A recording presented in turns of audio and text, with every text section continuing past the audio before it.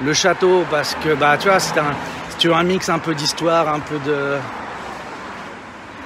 d'histoire, un peu de nature, un peu de tout. C'est le château et son parc. Ah, c'est dur, hein, ça.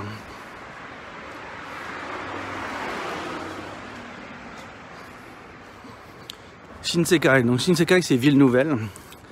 C'est un quartier qui est la résultante de la création d'un parc à thème au début du 20e, 1912.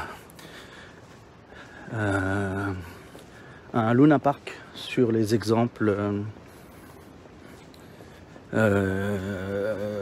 français et anglais, c'est ça, Luna Park,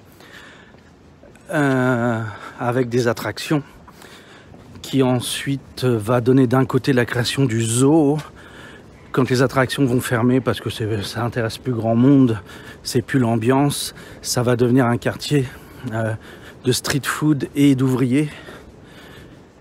Leur tour emblématique va brûler accidentellement pendant la Deuxième Guerre mondiale, bien avant qu'il y ait des bombardements américains. Et ensuite, dans les années 50, des passionnés de l'histoire du quartier vont faire un projet de crowdfunding, techniquement. Il y a un mot pour ça en français, j'ai oublié, merde. Ils vont faire un peu une subscription publique, voilà, pour reconstruire une tour qui soit un hommage à la tour initiale de Luna Park, qui s'appelle la Tutankhaku. Et le quartier qui va rester autour, c'est le quartier Shinsekai, qui va petit à petit, à partir des années 50, se paupériser, devenir très prolo.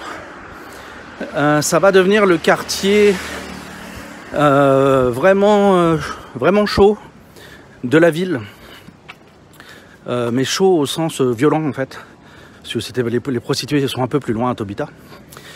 Ça va devenir le quartier chaud jusque dans les années 90, fin des années 90. Et puis à partir de fin des années 90, début des années 2000, eh bien les touristes chinois commencent à arriver. Et comme c'est un quartier qui a du goût et qui est pas cher, eh bien ils vont commencer à se mettre dans l'immobilier du coin, commencer par des guest house, des machins et des trucs. Et une bonne partie du quartier actuellement est possédée par des Chinois, à tel point qu'il y a un businessman chinois qui veut lancer un Chinatown là-bas, sur le côté de Shinsekai. Et donc Shinsekai, ça veut dire nouveau monde. C'est le nom qui reste de cette expérience du parc d'attractions du futur.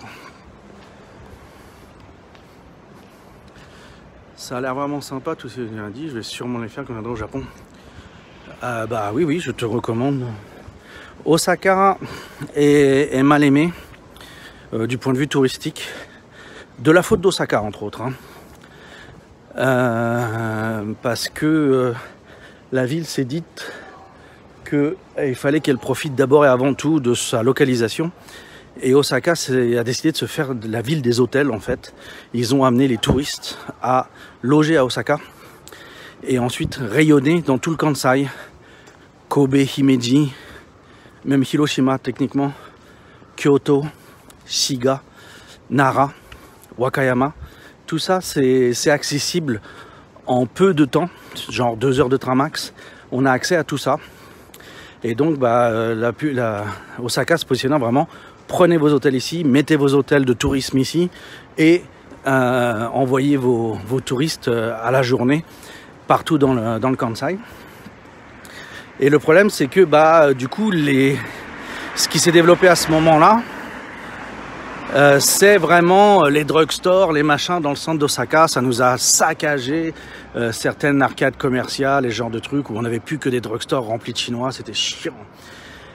Et là ils en reviennent, et avec le renouveau du tourisme à un moment ou un autre, eh bien on a une plus grande valorisation du capital culturel de la ville qui se présente, qui s'annonce. Et ce sera pas un mal, on en sera content. Et c'est une ville qui gagne à être connue parce que bah, elle a l'histoire pour elle techniquement. On a des endroits... je continuerai à vous emmener, je vous réemmènerai à des endroits qui sont voilà, typiques Osaka en quelque sorte.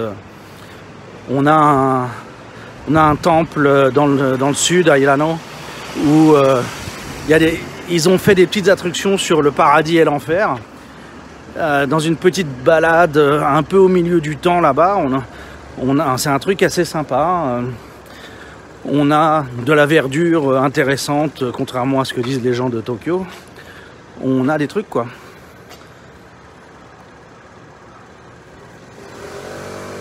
Et même quand on a des trucs, ça reste tout à fait ok de radier sur les autres villes de la région.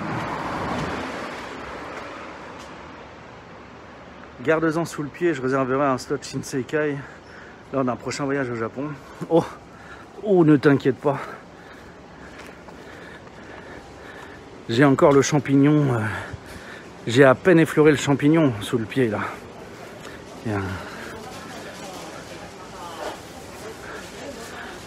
Mon contenu, c'est plus le temps pour y aller, pour faire les trucs en vidéo que le contenu quoi.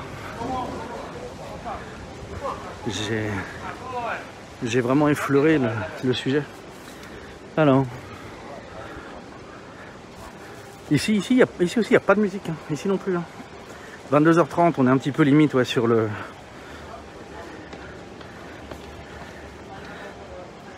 tapage nocturne. Les gens ont dû finir à 22h.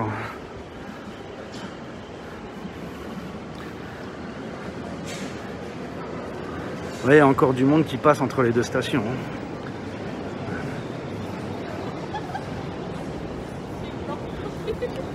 Mais, vous voyez, alors là, c'est plutôt des rabatteurs pour des restos. Même pas des bars, mais des restos. Mais là, sur cet espace-là, hier, il y avait un magicien, par exemple, qui était là hier. Et il avait une jolie petite foule. Hein. Il avait facilement 100 personnes en train de le mater. Hein.